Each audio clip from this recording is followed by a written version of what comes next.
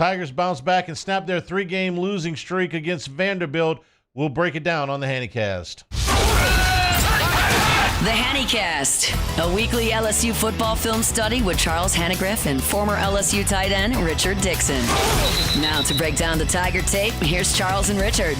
Welcome in, everybody, to the Hannycast. I'm Charles Hannigriff along with Richard Dickson. Thank you for joining us this week, and thank you for all the new subscribers that we picked up in the last week. So tell a friend, hit subscribe, hit like. We'll try and do a good job for you here, telling you the hows and whys of what happened with LSU football. And this past weekend, Richard, LSU desperately needed something to go right. Yeah. It was a 3-game losing streak over 4 weeks.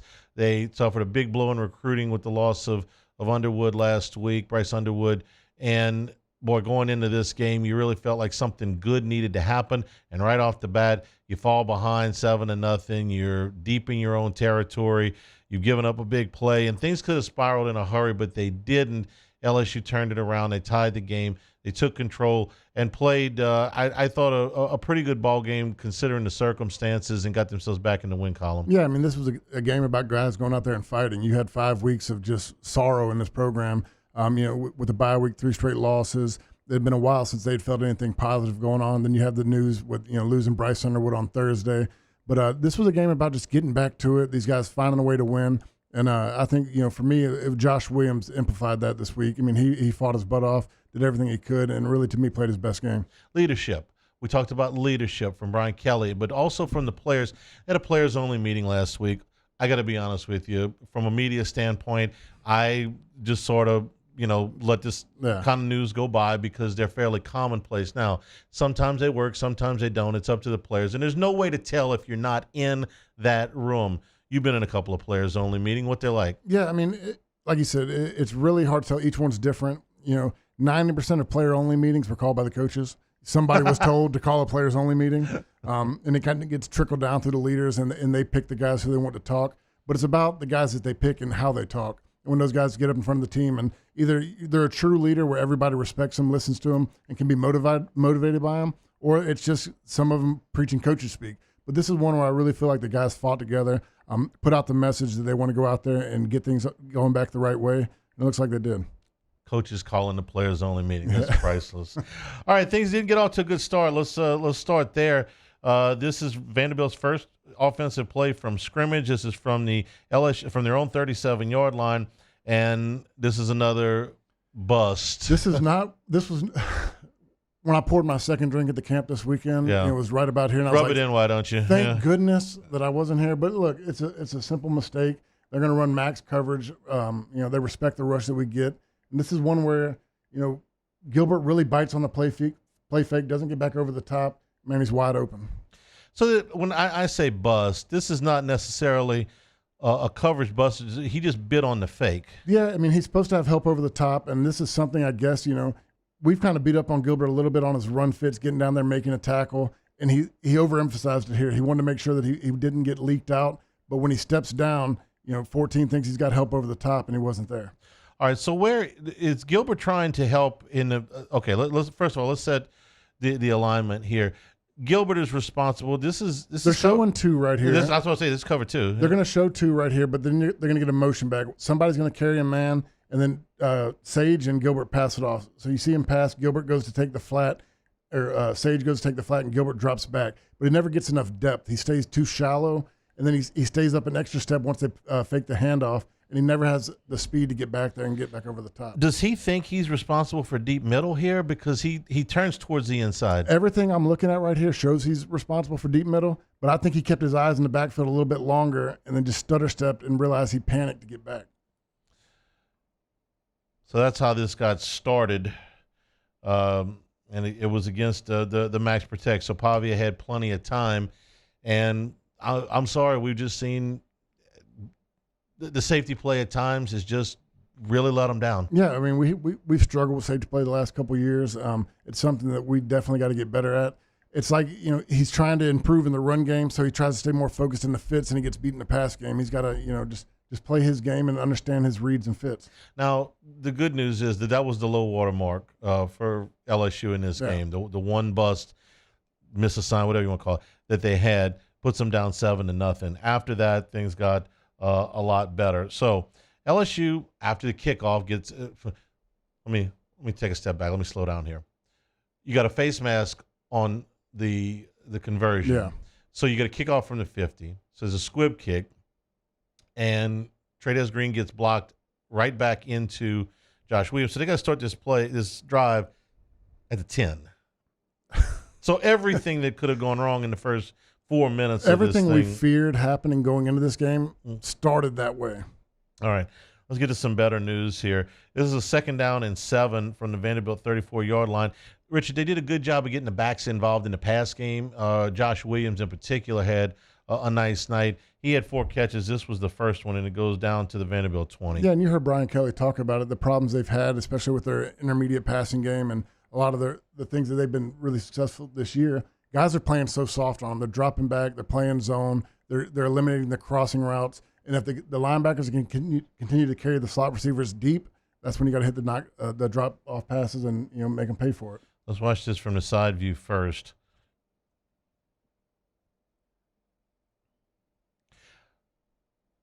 Nussmeier checking out of something here. It looks like he checked to another play, got everybody on the same page.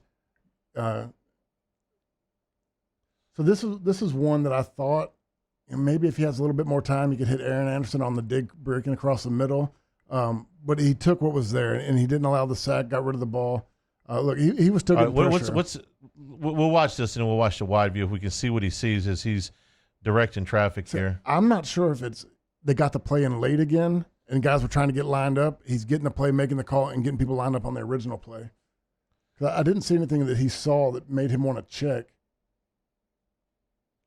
He was certainly looking down the field first, and you've got a 6-man protection there, and and Williams was there for blitz pickup, and he ends up leaking out of the backfield. All right, let's take a look here. They're going to show too high right here, and to me, it's like hit play again. Just let him kind of play out a little bit. So they have a play called, and he just starts motioning to get him back over here. So he is checking to a different play, obviously. Not sure what his checks are, but it was communicated. He gets everybody lined up. You see Aaron Anderson kind of get shoved off his route right here. And this is where I think he wanted to hit him on the deep dig, but when he gets shoved off right here, it kind of messes up the timing and makes him come back to his check down. Lacey's covered in the middle of the field, so this is a nice check down. And what should have just been a great effort. Yeah. Run that back real quick because, look, when he catches that ball, you're not thinking – he's got 2 guys sitting on it. He's at the 35-yard line when he catches a football, yeah, which would have been a loss if he goes down right there. Now, if you see where Anderson is, the timing of it got knocked off because he got shoved off his route. I think that was the primary where we wanted to hit him coming across the middle. But once he got shoved off, he drops it down here. And this is just great effort. And this is, what we're talking about, a guy showing up, making plays. A lot of his runs and catches throughout the game weren't necessarily that it was wide open for him. He just fought. We're brought to you by Marucci Sports, MarucciSports.com. Register now at one of the new Hitters Houses. New Hitters House on Airline Drive in Metairie, 1801 Airline Drive in Metairie. The Hitters House here in Baton Rouge on Segan Lane, 5801 Segan Lane. Members get 24/7 access to the members-only cages and bullpen cage reservation opportunities. A 15% discount at the retail store. Lots of great Christmas gifts in there. Plus, all of the Marucci aluminum and composite bats are available at the Hitters House. Marucci is founded and operated by current and former big leaguers, so this is great equipment. The #1 bat maker in the nation, plus training bats, tees, baseball, softballs, helmets, bat accessories, glove care, and the world-famous bats, all at MarucciSports.com. All right, let's continue with the Josh Williams highlights. This is a 1st down and 10. In fact, this is the very next play, and Williams takes it in for the touchdown. Yeah, and this is one you're going to see from the wide side. You don't realize how tough a run this was. This is a play that could have easily been stopped for no gain. But, man, he played his butt off tonight and made a lot of things happen that, are crazy. I mean, you're going to see this from the tight view. He's got 3 guys surrounding him, and for him to just keep fighting and powering through his legs makes a great 20-yard touchdown. It's one thing when you call a players-only meeting. It's another thing when you go out and play like this. Okay, he should be stopped here. He should be stopped right there. And that's one you're going to get if you run it back. I think it's Chester. They got to stay on their blocks. You guys get beat off the edge real quick. But if you watch them right here, you can get 70 up there. 79 just misses. He doesn't really get a hold of him. But you get 3 guys on his legs. He keeps churning his legs and makes a big play happen. Catch the wide view here. Really nice run by Josh Williams. One, There's two, three guys three, bouncing four, up. basically four missed tackles. To bust a 20-yard run. I mean, that's just great effort. I mean, he showed up tonight. I thought the first drive was the most important one. If they don't answer right there, this could have gotten hairy. Oh yeah, because you punted on the very first drive, right? 3 and out, and with a penalty. I mean, all of the everything bad happening. Yeah, everything. You get the deep shot for the touchdown, and then you get blown up on the kick. It started very negative. You had to get something going in that drive. Okay, this next play we're going to show you is something that LSU's had a problem with before, and this is basically an option for the quarterback Pavia. And Savion Jones comes up and plays the mesh point exactly how you want him to play. He plays it perfectly. I mean, this is what we talked about in the Alabamas, especially in the second half against A&M. You got to make these guys make a decision to make it quick. And the way he attacks his mesh point, he kind of fools Pavia. He plays both of them and comes off on the quarterback. He really does a great job. Let's watch it here. Jones, the defensive end on the near side. I think you said this in the previous game. Just go after the quarterback, attack the quarterback, make him hand it off. And this is one where he does just that.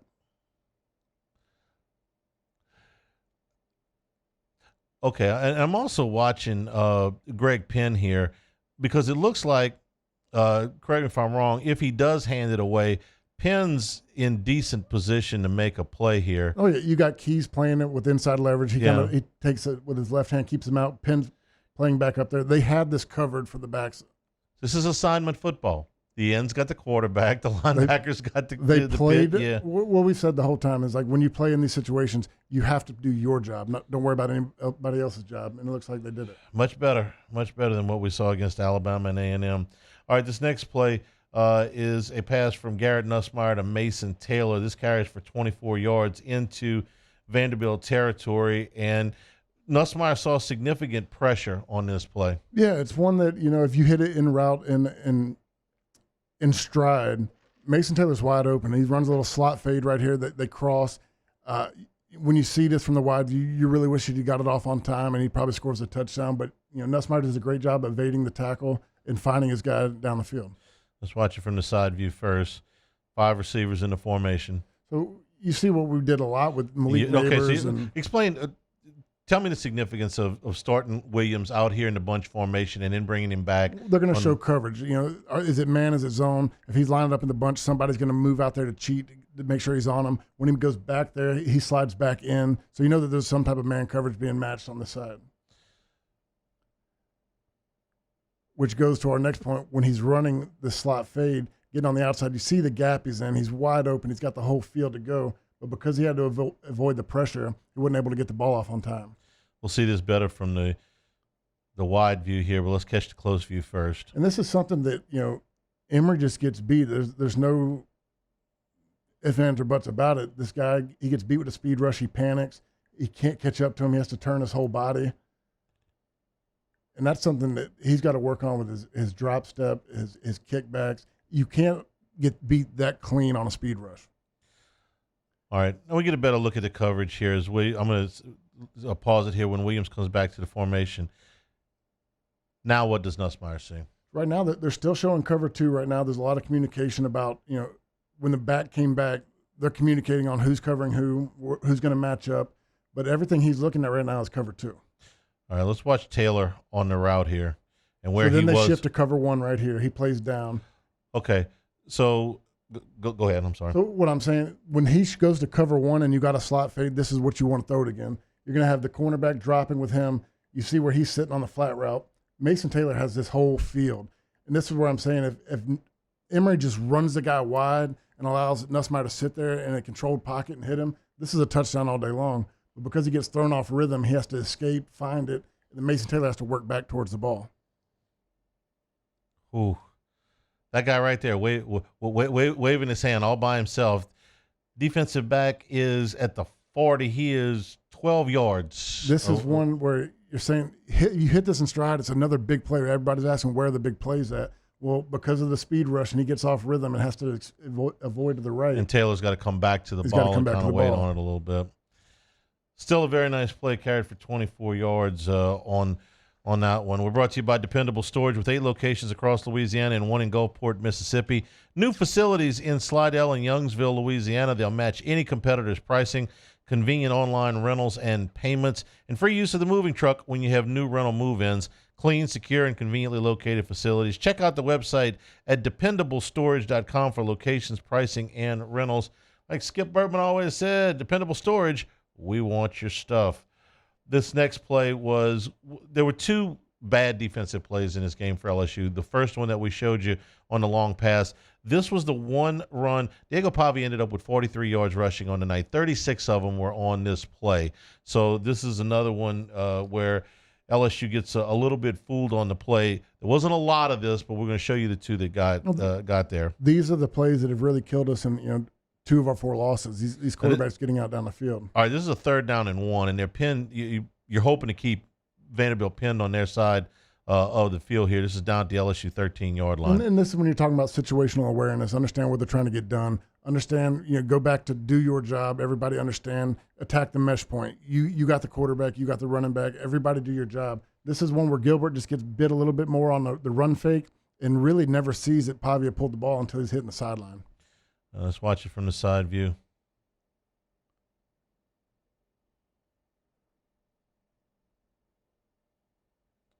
Who's Swinson got? So Swinson took the running back. He came screaming off the edge, and I'm not sure if that's his job. One of them's got to stay contained. I would expect just by the formation. All right, let's watch this from the tight view here. If I'm watching the tight view right here and Swinson's crashing on the running back, you got to have Gilbert feed off the outside. He's got to have this guy right here, but he pokes his head inside to try to help out on the run play. And look, he's going to make the tackle on the running back as Pavia's coming around the sideline.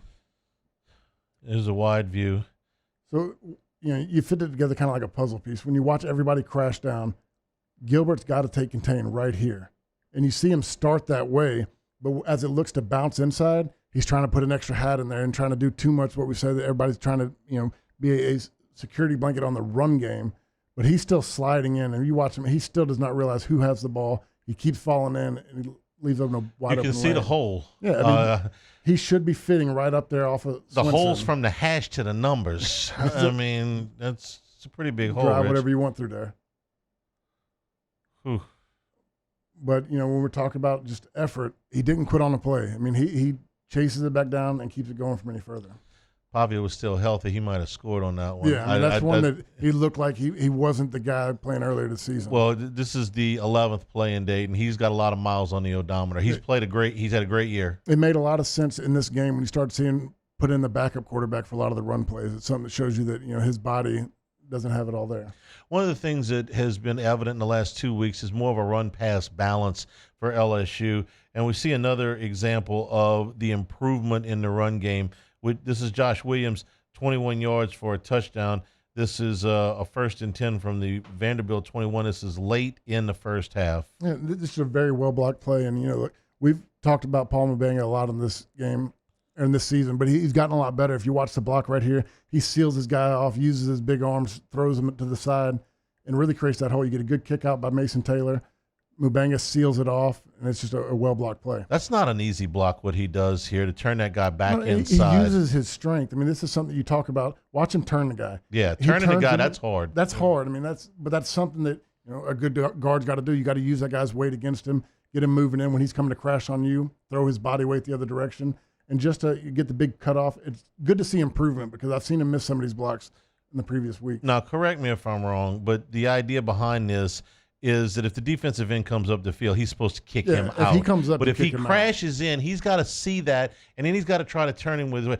That's a good play by Mubanga. Yeah, it's him realizing, he's 3 or 4 weeks into playing now, understanding what's happening, and learning on the run, understanding you got to react to how the defender plays it, and understand how to use his body against him. You can't kick that guy out. I want to go back to the short view here. If I think 3 weeks ago he tries to kick this guy out. Yeah. And if he tries to kick this guy out, you're not going to do anything other than force Williams to bounce this thing outside 100%. And give him a chance to.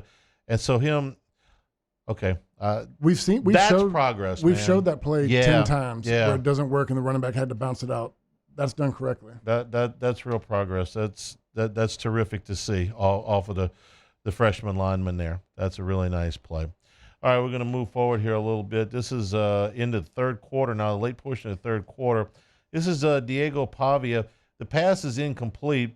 This is really good coverage by LSU, plus they got good pressure from the linebacker. You get to see them communicating. Everybody's pointing. Everybody's on the same page. They're looking around, making sure they all got the same call. We talked about a couple weeks ago when you had half the defense running one thing, the other half running it. Weeks is signaling. You got Swinson signaling, Gilbert signaling. 14. The communication is just great. Everybody's on the same page. They're throwing out the same signals, making sure everybody's keyed up, and then you get weeks to pressure them. All right, I want to look at this. The communication is what I love to see. Just everybody communicating, everybody making sure they're on the same page. When we get to the wide view, I'm going to ask you what we're seeing here and what they're adjusting to. We'll get you let you look at the shortcut first, and then we'll come back and watch this from the wide angle. All right, as soon as they start to move, all right. What is Weeks doing here? So you get in the back, run across. So they're not in man at this point, and they're trying to communicate who's covering who, what the drops are, what the calls are.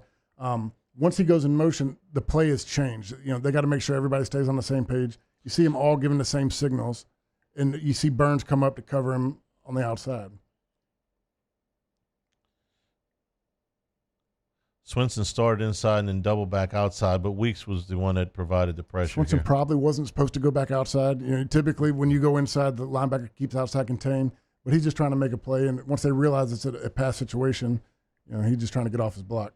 We're brought to you by Lake Urgent Care. With 25 years of experience, Lake Urgent Care are dedicated to providing quality care close to home. They treat minor illnesses and injuries for ages 3 months and up at 17 convenient locations in Baton Rouge, Hammond, Livingston, and Ascension Parish. Plus, they offer occupational health and weight loss solutions. A seamless extension of Our Lady of the Lake. Patients can access care from anywhere with the MyChart patient portal. Our urgent care centers are open 7 days a week.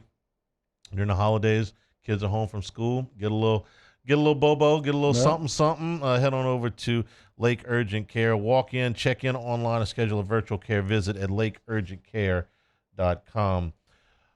This play is Garrett Nussmeier complete to Aaron Anderson. This is a short gain, Richard, but I got a feeling that you put this one in, that they picked up the blitz and was able to get a good screen call off on You've been asking for screens. We're starting to see a little bit more lately, these outside screens. And you're really going to see this is a well-timed play. I wish Pimpton really gets his block. A little bit of, just not understanding the situation. They're blitzing it. It gets him late to the block. But they get a great call into it. When you see it from the wide view, this could have been a touchdown. I mean, if Pimpton gets his guy, this is everything you're asked for. You're going to get two guys, a corner blitz, a safety blitz. It's 2-on-2. If Pimpton gets his block right there, Anderson's probably bumping his head on the goalpost. Kelly calls this an extension of the run game here. It's which these bubble screens are. I mean, when I played with Jimbo Fisher, every zone play was tagged with a bubble. You had a bubble screen attached to every run play because essentially it's a pitch. You're getting somebody on the outside. You're not trying to get a home run every time. But when you have numbers like you do here, you got two blockers and on one, it's easy numbers. You're starting to play with. You got two blockers. You got two guys up. The safety's back. He's 12 yards off the ball. This corner's going to blitz. And then you're going to have 2-on-3. This is one where it's a well-timed screenplay into this blitz. And you just, Pimpton's pretty upset with this play. When they go back and watch this on film, this should have been a touchdown. But when I say inexperience, he's got to understand that once he blitzes to quit chasing. He's got to go straight to the safety, get on top of him. If he seals that guy off, run it back real quick. Right there. I'll pause him. I know where you want it. He takes one step, basically, toward the inside. He's got to realize that that's not his guy anymore. Once he's blitzing, somebody's replacing. When they say little things, and it drives people that are just watching the press conference, it's just the little things. What do you mean the little thing? That one step's a little thing right there because he chases. You got to understand that when a blitzer comes, there's somebody replacing it. Nobody blitzes to leave you wide open. When you blitz, the safety's coming down to replace it. He's got to understand the situation. Once he blitzes, that's no longer my guy. The quarterback's got to beat him with the throw and work straight up to the safety. So if you hit pause right here, you're going to tell me Aaron Anderson in that situation with a safety on the other side of the hash, that should be a touchdown. But because he was late to his block, now he's lunging, he's getting out over his feet. He misses this block that could have been a big play. It's now just a 7-yard gain. That's the little things. Difference between 7 and what would have been probably about 60 or more. All right, this next play we're going to look at is another good run for Josh Williams. He's in this highlight.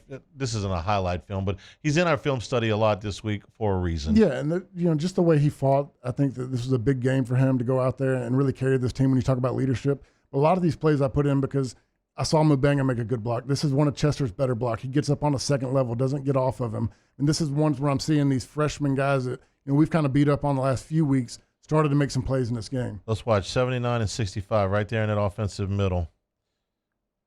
Yeah. So Chester has a good block on this one. Mubanga lets the guy slip off. If you really watch this, man, this is close to hitting a home run on a dive play. If Mubanga keeps him sealed right there, he probably slips through there and got to beat an arm tackle from line. He's got to get his arm or his head around.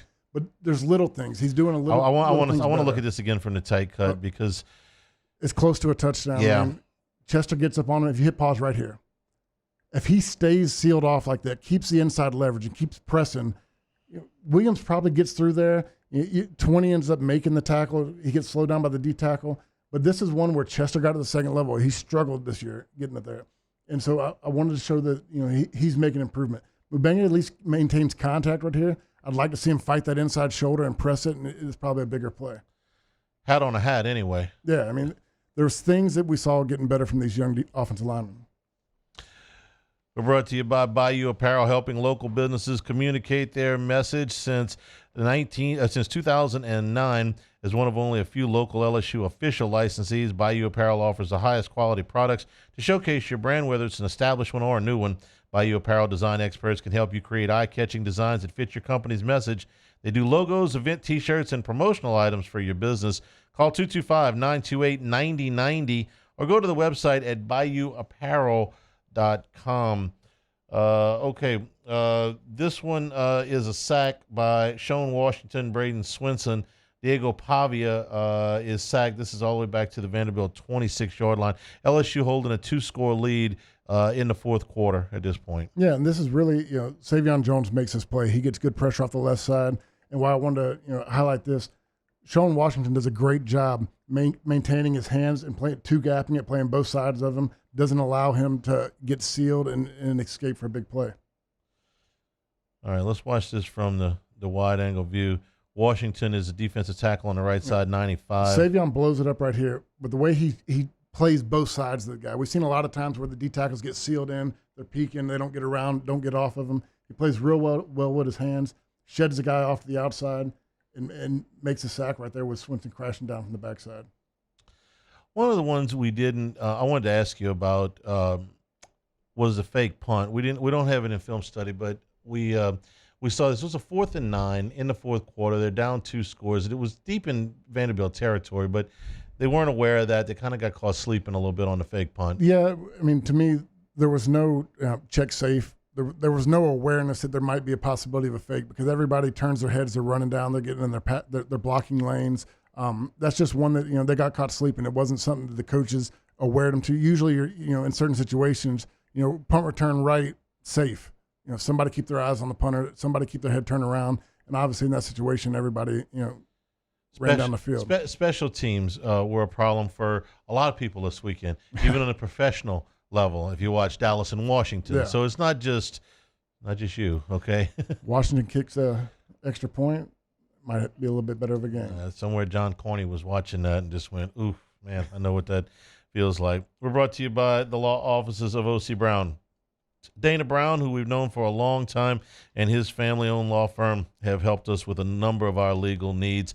Your first consultation is always free if you've been in a car accident, if you have other legal services that you're in need of. It should be your first and only call. Your law firm for a lifetime at 343-1111 or on the web at occbrown.com, OSSIABrown.com, and right down the street from the law offices of O.C. Brown.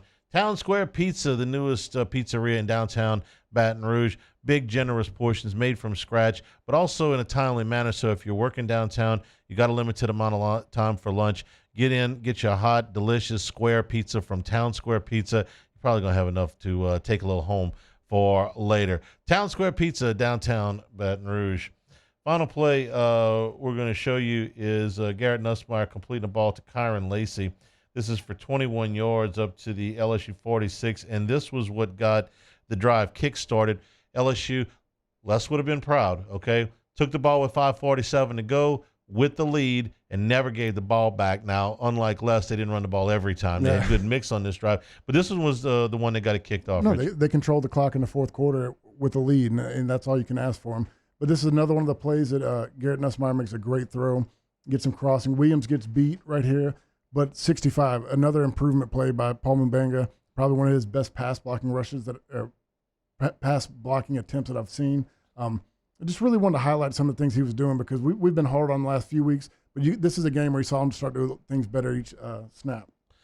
All right, let's watch. 65 is the left guard here. And this is a guy that has struggled in pass protection, struggled in run protection, but he's starting to, things are slowing down for him. I mean, like this is a great block. He's head up on him. He maintains him, gets good feet or hands inside, keeps leverage.